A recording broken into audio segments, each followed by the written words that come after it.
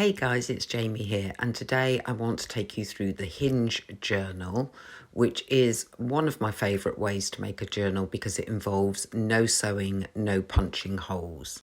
I have some cream 120 GSM paper, which is like a good quality copy paper.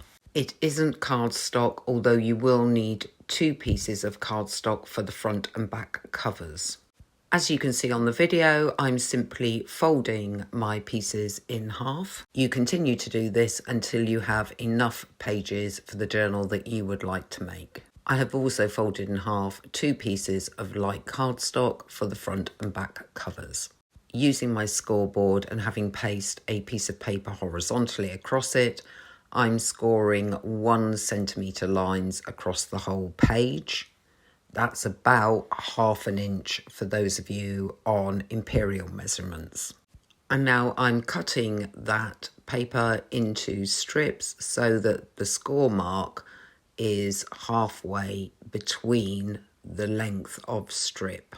Having the score marks on those lengths of paper makes it easier for me to fold them in half.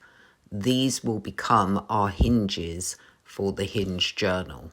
Using a piece of plastic card with the corner cut away, I'm cutting corners off both ends of the journal hinges, which will make it much neater when we come to put the pages together. To put the pages together, we simply glue along one side of the hinge and place that very carefully on top of our folded page, lining everything up as much as possible, and bone folding it or smoothing down to get a good adhesion.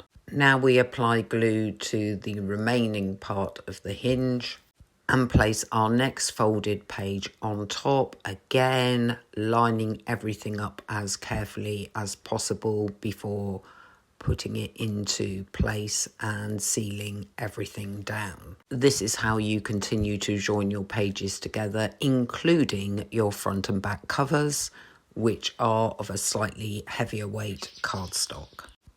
And here's the final result, a very flat lying journal. You can add embellishments pockets to this. It does expand with that. I find this an incredibly quick and easy way to put a journal together, especially when using printable papers.